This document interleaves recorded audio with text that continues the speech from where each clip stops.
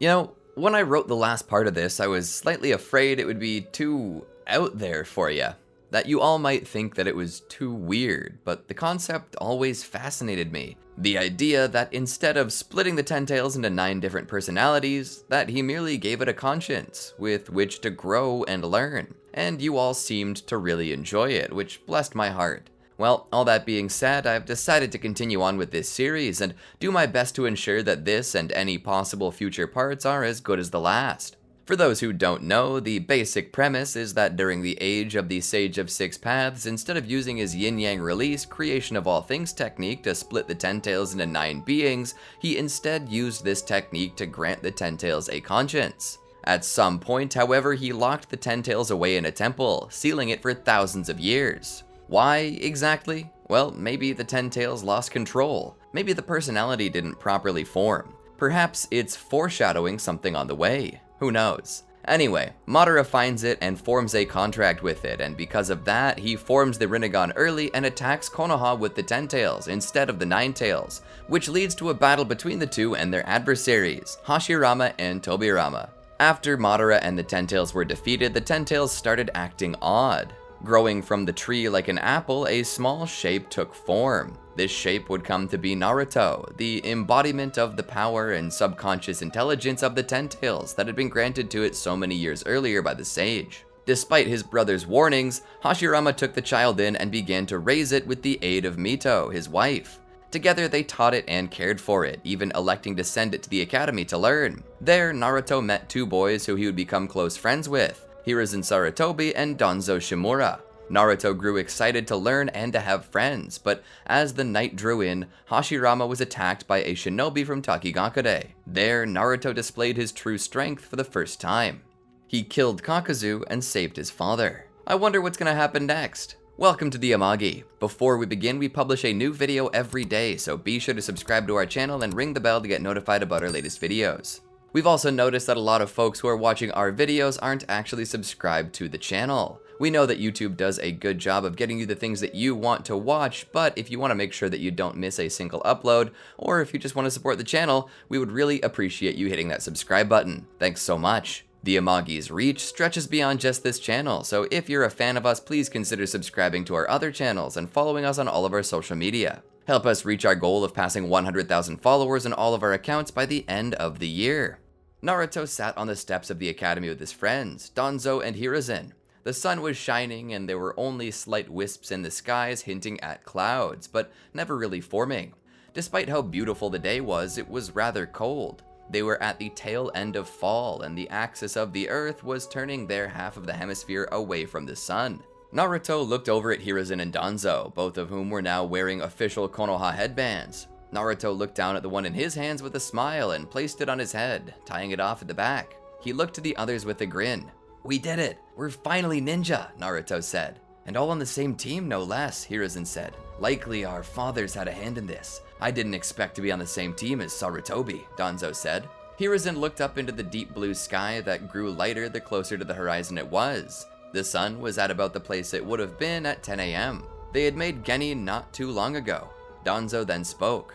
"So, Genin, this new Shinobi ranking system is strange. Back during the war, my father said that they didn't have this ranking, and instead used rougher, militaristic ranks, such as lieutenant, private, colonel, and so on. Why did they change it?" "Because we're not at war anymore, Danzo." Danzo looked over at him. "Not yet. My dad says it's gonna change real soon." Suddenly, a voice spoke. "Let's not speak of this right now. Let's continue to hope and pray that peace remains." The group turned to the voice and spoke in unison. "Lord Tobirama!" The silver flash of the leaf stood before them, every bit as imposing as ever. The legends about him, his fierceness and charisma, none of it had been a lie. Of course, Naruto already knew this. Tobirama was his uncle, but for Danzo and Hiruzen, it was as if a legend had stepped right out of a storybook for them. All the same, Tobirama didn't acknowledge this reaction, only stoking the flames of his own awesomeness. It's as if his stoic behavior was telling them that he knew he was cool and that it wasn't news to him. "What are you doing here, uncle?" Naruto asked. "I'm here on a special request from your father." Naruto was confused a little. "My father? Why?" Tobirama attempted to mask a rolling of his eyes by rolling his neck over the palm of his hand. This wasn't technically a lie either, as all this time studying had given him a mad crick in his neck. He said that one day he'd hope to retire and pass on the role of Hokage to me. And to do that, he said I would need to pull my head out of my research and into personal matters within the village. That being said, he asked me personally to take some time and mentor the first generation of official shinobi. Danzo and Hiruzen were startled by this news. Mentor the first generation? Danzo asked. Hiruzen stumbled over his words, merely pointing inwardly. That means me? Tobirama cut his eyes over toward them. I don't see any other first generation shinobi around, do you? Hiruzen and Danzo looked at each other in awe, trying to process this. Naruto stood and hugged Tobirama. It's so nice to train with you, uncle. Tobirama carefully pried Naruto from his waist. We're not uncle and nephew when we're in a team, Naruto. At home, you can call me what you want, but on the field, I only answer to master, sensei, or my own name. Do you understand? Naruto nodded. Yes, sensei. Tobirama looked around. Now, does anyone have any questions before we begin? Hiruzen raised his hand. Tobirama would nod and allow his new pupil to ask. Why did we change our titles from military to the current 3-step ranking of Genin, Chunin, and Jonin? I kinda meant situational questions, or moderately personal ones, Tobirama said, much to Hiruzen's disappointment and shame, though Tobirama elected to answer the question anyway. This was done in hopes of removing war from everyone's memories. However, we did it because warfare is changing. It's no longer just a bloodbath that you march straight into. It's becoming a war of espionage, skill, and deception. This means we must adapt our strategies. Squadrons are being replaced by 3-man cells, generally lower ranking led by higher ranking. In eliminating the military structure, ladder climbing is also eliminated, which focuses individuals on the whole as opposed to glory seeking. The chain of command is decided not by titles per se, but by experience. A Chunin is a Chunin because they have more experience than a Genin, and a Jonin has more experience than a Chunin. This evens the playing field and makes everyone feel important. This structure is already being adopted by other shinobi villages, hinting that the way humanity wages war is also evolving. Gone are the days of straight battles. We've entered an age of guerrilla warfare. The point where the lines between civilian and military are blurred, and secrecy is everything. Experience matters more to this form of military than simple rank, which we hope will lead to more efficient leadership. Danzo pretended to understand what he said. Hiruzen seemed satisfied with the answer. Any other questions? Tobirama asked. Hiruzen raised his hand. What's your favorite color? Tobirama sighed as his face showed frustration. I don't know how I'm gonna make it out of this, he thought to himself. Blue. Now let's get to training. He led them out to the nearby forests where he leaned against a tree trunk. So tell me, how long have you three known each other? Since the day we joined the academy together, Hiruzen spoke. And have you always been close? Tobirama asked. I would say so, Naruto stated. We've all hung out together since the day we met. We'd like to consider ourselves friends.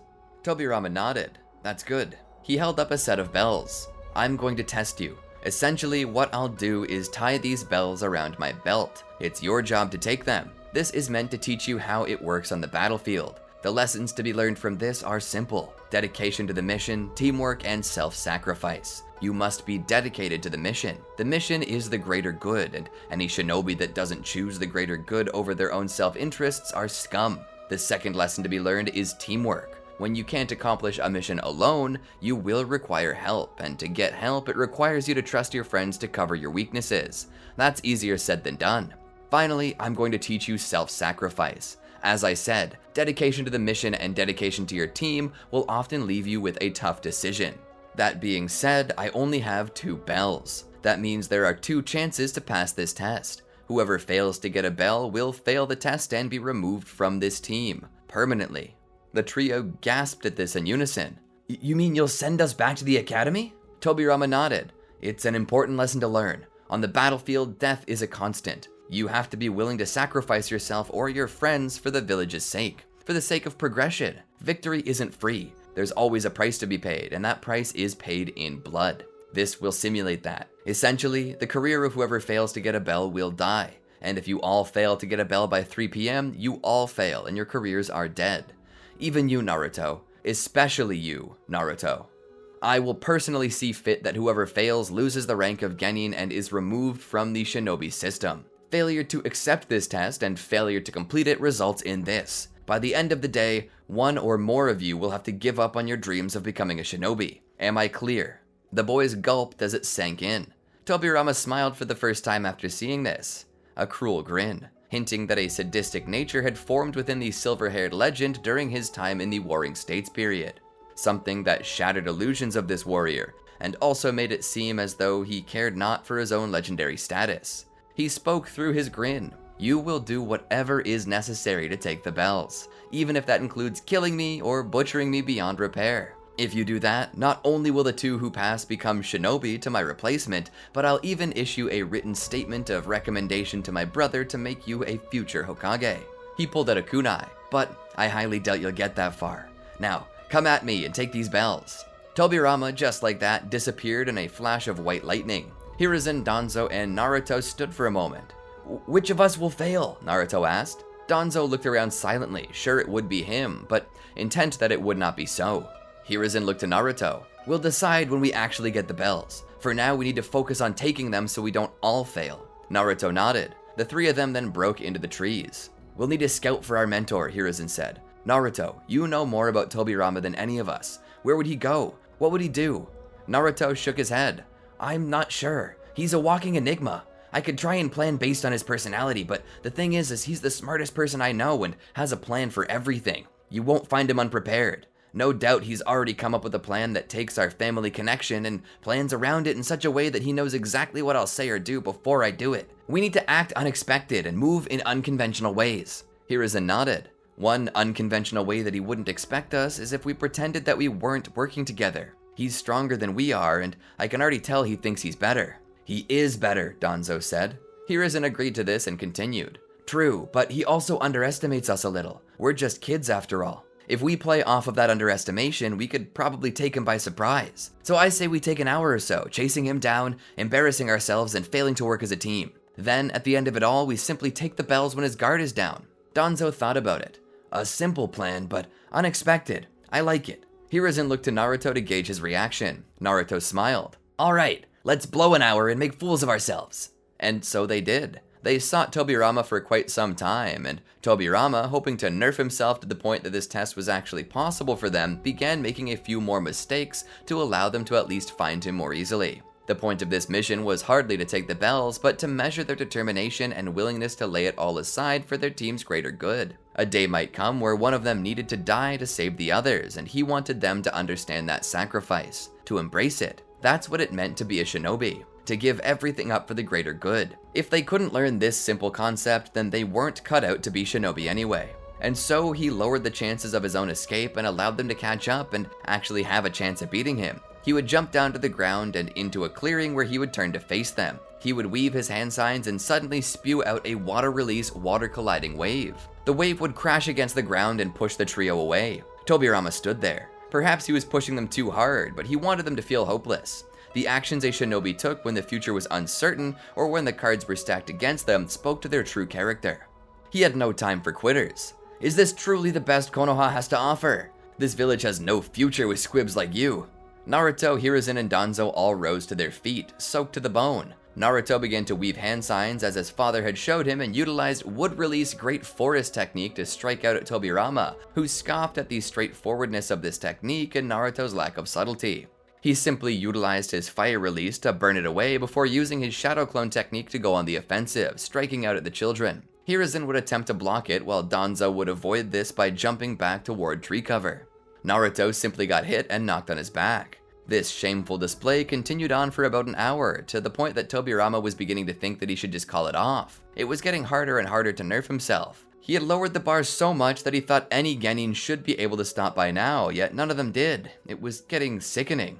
"You're a disgrace to this village and those who founded it." And this wasn't a joke statement meant to stoke their fire. His words were laden with venom. His stoic nature's best attempt to remain composed as his frustration spilled over. "Just go home. If you can't even handle me when I'm letting you win, you're not worth any of my..." Suddenly he felt something. He looked to the ground to find that a single tree root had risen silently from the ground and gripped the bells, pulling them off. Tobirama looked to the others. Hiruzen began to laugh. "I didn't think the plan would work so well. You really did underestimate us." Tobirama thought about it. They were faking their incompetence. They let me believe that they weren't capable of anything and then fed into that belief with their acting skills, only to take what they wanted when I let my guard down. His angry face had given way to confusion and finally to a satisfied smile. "All right, fine. I'll admit when I'm beaten. You took the bells. But that doesn't change that you're gonna have to choose one person to kick off the team. Someone's dream ends today. It's now time for the three of you to decide amongst yourselves who it will be. Naruto thought about it. I don't know if we can decide. Tobirama scoffed. Well, you're gonna have to. It's non-negotiable. If none of you decide who to send home, I'll send you all home. You have 5 minutes. Go. Naruto looked at Danzo and Hiruzen. Who should we choose? Danzo looked at them. You guys are crazy if you think I've come this far just to lose it all. I need to make my father proud. Naruto looked at Hiruzen. Then it's between us. Hiruzen nodded. Naruto, you should continue to train under Tobirama. You're the son of the Hokage. You should serve as Lord First's legacy. Naruto shook his head. My dad already has Tajirama and even Tsunade to do that for him. Besides, I'm the son of the Hokage. I can train with dad anytime I want. And who says I need to be a shinobi to help the village? You can take the bell, Hiruzen. Time's up, Tobirama said. Which one of you will give up on your dreams of being a shinobi? Naruto stepped forward. I will. Suddenly Hiruzen stepped in front of him. Me. Naruto looked at him. No, not you. Me. I'll give up my dream for the team. Hiruzen smiled. A nice gesture, but you could do more than me. I don't know why, but I sense a lot of potential. Naruto shook his head. No, I refuse this. If you're choosing to go home, then I'll simply go home too. Danzo can have this all to himself. He needs to please his father anyway.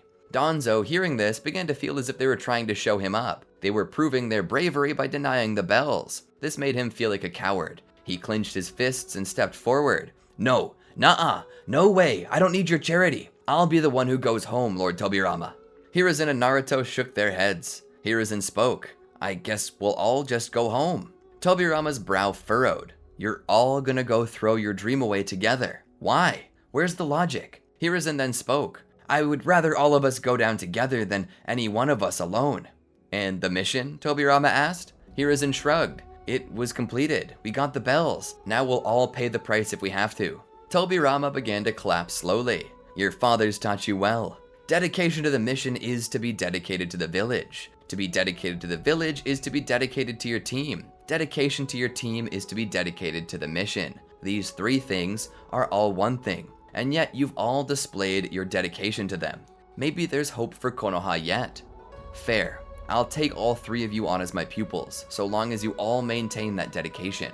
The boys all cheered, knowing that they passed the test with flying colors. As celebration, Tobirama would take them somewhere special to eat. After this, they would all begin making their way home. Hiruzen was awestruck by this lesson. It was so good. I'm gonna have to remember this when I become a jonin myself. All the while, Danzo thought on this. Dedication to the village, team, and mission all meant sacrifices, and sacrifices came in many shapes and sizes. So long as it was good for the village, no sacrifice was too big. This began to open Danzo's eyes to the meaning of what it was to be a shinobi. Naruto, on the other hand, was just too busy being grateful to remain on the same team as his friends. The three of them would be thick as thieves. He would be glad that he and his pals weren't separated. After this, the trio parted ways and began to make their way home. As Naruto entered his home, he called out to his parents. He searched for them, but couldn't find them. The lights were on, so it meant that there were people home, but where they were, he didn't know. He then noticed the mess. Papers on the ground, a mug had been smashed, and a table was flipped. Was the place ransacked? Oh no, Mom, Dad. He was worried, so he continued looking, but only found more destruction, as if someone was searching for something, or like there was a struggle. He kept searching around until he made it back towards the room that his father often used as an office. The door was closed, and there was whispering on the other side. Suddenly, Naruto became paranoid. Was it possible that someone had broken into his house and that they were searching through his father's belongings? Perhaps spies from another nation. More assassins. Naruto pulled 8 shuriken from his pouch and wedged them between each of his fingers as he kicked the door open. He stepped through, ready to throw them. He saw his mother and father standing there, both of them shocked at Naruto's reaction. He saw them both there and looked around. His breathing slowed and he put his shuriken away. Are you guys okay? I saw the mess and was worried someone broke in. Mito nodded. We're fine, baby. Hashirama sighed and propped his head on his hands, both of which were supported by his elbows that sat on the table with a thud. Dad, what's wrong? Hashirama was silent. Mito began to walk toward Naruto. It's nothing. Go to the living room, Naruto. No, Hashirama said. Mito looked back. Hashirama pulled his head up. He's a shinobi now. It's time he knew. Hashirama sat back in his chair, looking rather tired, drained, or drunk. Perhaps all three. Negotiations with the other nations broke down. We're entering a war. A world war. Naruto was confused. A world war? Hashirama continued.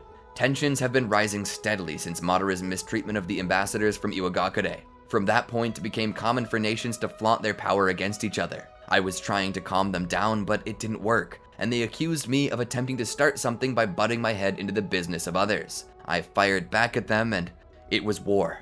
The one time I don't bring Tobirama with me to a summit, now we're going into a world war. Mito patted him on the back. I'm sure whatever happened wasn't your fault. It probably couldn't be helped. Hashirama shook his head.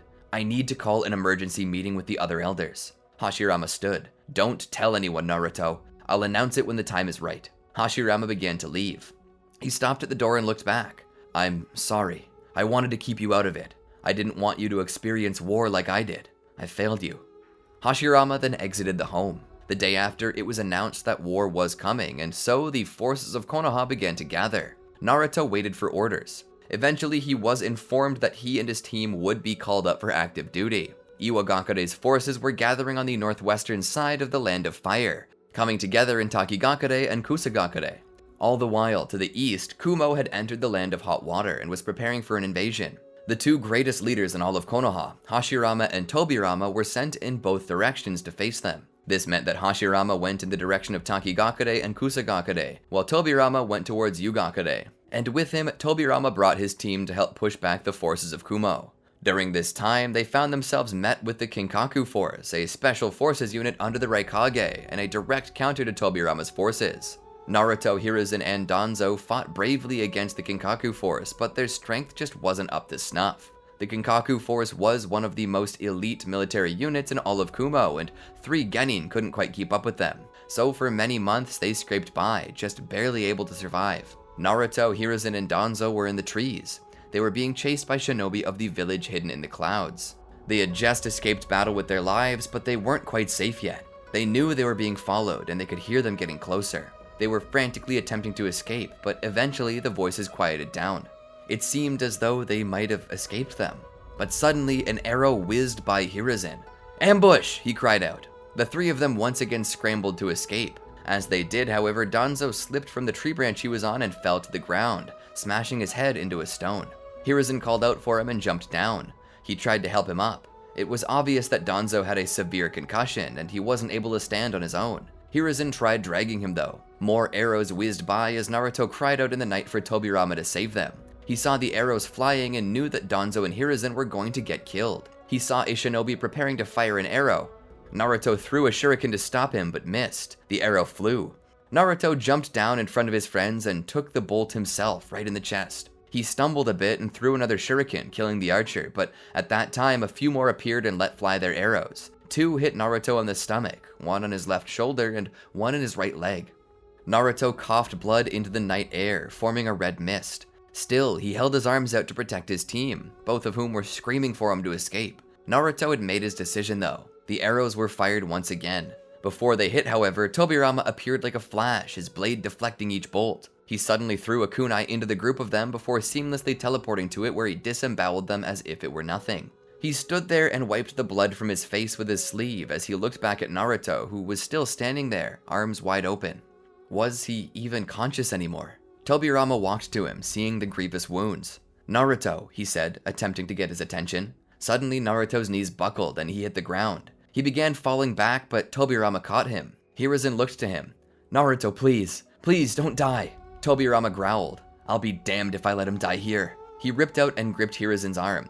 He used the flying Raijin jutsu to teleport back to base camp, where he lifted Naruto up and brought him to the nearest medical tent to be treated.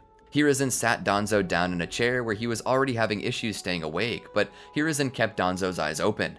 The medical nin began to work on the 2 of them. They removed the arrows from Naruto's body and began to staunch the bleeding as best they could. All the while, they attempted to help Danzo, using various treatments to keep his brain from swelling and crushing itself inside of his skull.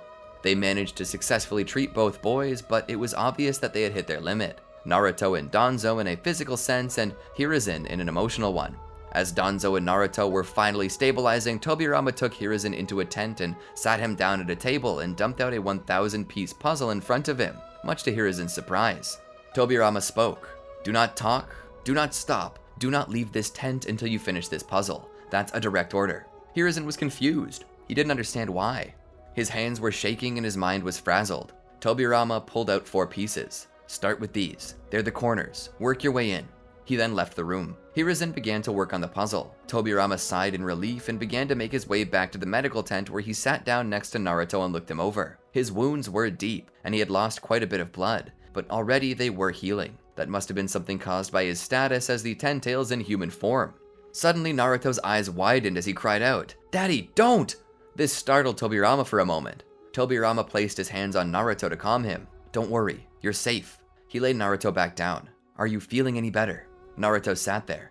"What happened to me?" Tobirama tried to speak vaguely. "You were wounded, but you'll survive. Try not to remember it." Naruto lay back with a sigh of troubled relief. "Is everyone else okay?" Tobirama nodded. "You saved their lives. You did good. Be proud of yourself." Naruto was silent for a moment, focusing on his breathing. He swallowed an excess of saliva and looked back at Tobirama. "What now?" Tobirama sat back in his chair and crossed his arms and legs. "I'm sending you and your team back to Konoha to rest for the time being. You need time to heal, physically and mentally." Naruto shook his head. "No, I'll be fine. I need to stay with you." Tobirama shook his head. "No, this is a direct order. I'm giving you leave so you don't bring the team down. It'll also keep you alive longer. Don't worry, you will be coming back, but for now, I'm having you sent back to rest." Naruto acquiesced to his decision. From there, Naruto, Danzo, and Hiruzen were sent back to Konoha together. Naruto would stumble into his house where his mother was waiting for him. Seeing his wounds, she would almost break down into tears, memories and horrors from the past becoming fresh in her mind. She would hug, coddle, and otherwise spoil Naruto to the best of her ability. Naruto spent most of his time just sleeping, or sleeping as best as he could. There were times when memories invaded his dreams, and that would startle him awake, but eventually he would calm back down and just go to sleep. After a few days of sleep, his wounds had healed to the point one couldn't even see the scars anymore. He would just sort of take it easy after that, going to visit and hang out with Hiruzen and Danzo. They would do all sorts of activities in hopes of remaining calm as the stress was ever present. Times were good and starting to get better, but on one particular night, Naruto came home and saw his mother sitting at the table, her appearance hinting to her distress. He walked over to her. "Mom, are you okay?" She looked at him with a smile and put her hands on his cheeks, kissing his forehead. "Naruto, baby, we need to talk. Please, sit down." Naruto took a chair and sat down. He continued to look at her with concern as she spoke. "Naruto, a few days ago, your father..." She took a deep breath. "Your father was leading the charge against the Tsuchikage's forces, and he was cut off from reinforcements. He was trapped, and Iwa threw everything they had at him. He fought so bravely." Naruto began shaking his head as tears filled his eyes. No, don't say it. No!" She bit her lip. "He was overwhelmed and killed." Naruto immediately stood from his chair. Mito looked up at him and saw the raw pain in him. "Baby, are you gonna be okay?" He looked at her with the wildest eyes and turned around and ran out the door. She stood and called out to him, "Naruto!" Naruto ran to the nearest quiet place he could, which was a small playground where he, Danzo, and Hiruzen used to play together, and there he fell on his knees, crying. He was just thinking of his father, how he wouldn't see him again, at least not in this life. How much pain he must have been in. He remembered how he dreamed of his father's death after he was wounded by the archers and had hoped it just to be a nightmare. But now it seemed less like a bad dream and more like remote viewing. Hiruzen would have been called by Mito, who would have explained it to him. Hiruzen would then make his way to the playground where Naruto would be found. He walked over to him. "Naruto, are you okay?" Naruto just gripped his own ribs as he sat on his knees, as if he were trying to give himself a hug. Hiruzen spoke. "It's going to be okay, Naruto." Naruto grit his teeth. "Easy for you to say. Your father's still alive." Hiruzen looked down.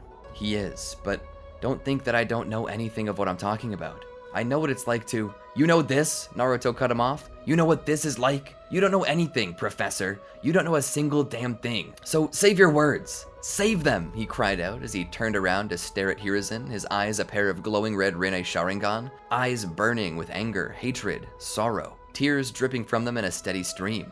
"You don't know what I'm feeling. You don't know my pain. You don't know..." Hiruzen stepped closer. "We're a team, Naruto. We shared this pain. Your father was like my own. I loved him as much as I love my own father. I would have died for him." "Shut up!" Naruto cried out. Suddenly he fell forward, his right hand reaching out for the sand, gripping it tightly, finger marks being dragged through it as his body convulsed. What looked like spikes were forming along his spine. Slowly they each grew out, taking a form like a porcupine's quill. Flowers began to bud from his hand, blooming quickly before dying and being replaced, the life cycle of the perennials being sped up to such a speed that it seemed almost impossible. Hiruzen took a step back. Naruto? Suddenly, Naruto's back arched as he faced up into the air. He let out a cry, his voice mixed with something monstrous as the ground below them shook. Roots began to extend from Naruto as his body itself began to turn to wood and expand in size. In the skies above, the moon suddenly turned a blood-red color. Hiruzen stepped back. It was just like in the stories. It was the Ten Tails. Cliffhanger.